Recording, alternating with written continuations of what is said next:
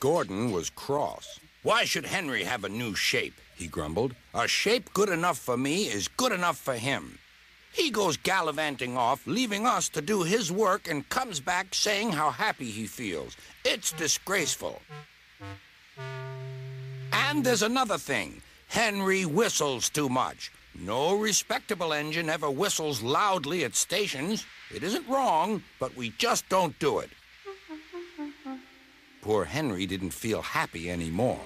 "Never mind," whispered Percy. "I'm glad you're home again. I like your whistling." "Goodbye, Henry," called Gordon. "We're glad to have you with us again, but remember what I said." Later, Henry stopped at Edward's station. "Hello, Henry," said Edward. "You look splendid. I was pleased to hear your happy whistle yesterday." "Thank you, Edward," smiled Henry. "Shh! Can you hear something?" "It sounds like Gordon," said Edward, "and it ought to be Gordon. But Gordon never whistled like that." It was Gordon. He came rushing down the hill at a tremendous rate. He didn't look at Henry, and he didn't look at Edward. He screamed straight through the station and disappeared. "Well," said Edward. "It isn't wrong," chuckled Henry, "but we just don't do it." And he told Edward what Gordon had said.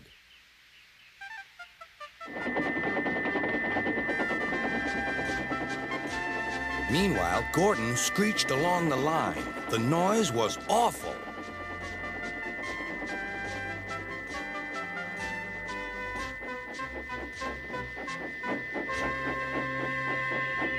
At the station, everyone covered their ears. Sir Topham Hatt covered his ears, too.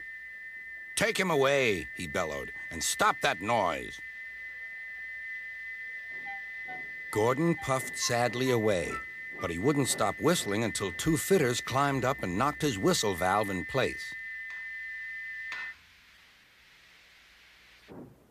That night, Gordon slunk into the shed. He was glad it was empty.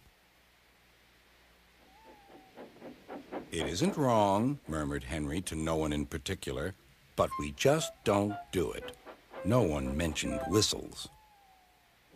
Next morning, Henry was enjoying himself enormously.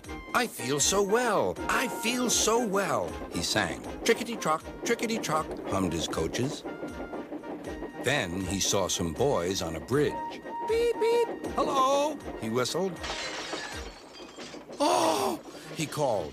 The boys didn't wave and take his number. They thought it fun to drop stones on him instead. "They've broken our glass! They've broken our glass!" cried the coaches. The passengers weren't hurt, but they were cross. "Call the police." "No," said the driver. "Leave it to Henry and me." "What will you do?" they asked. "Can you keep a secret?" "Yes, yes." "Well then," said the driver, "Henry is going to sneeze at those boys."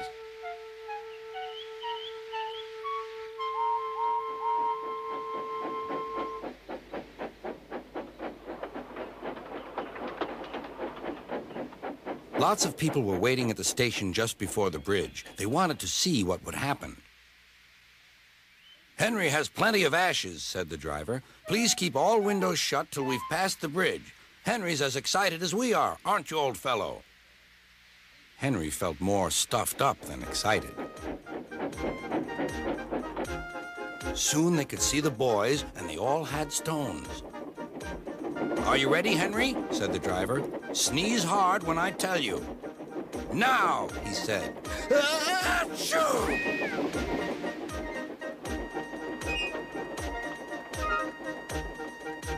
"Well done, Henry," laughed his driver. Henry went home, hoping that next time he saw Gordon and the boys, they would have learned not to be so mean.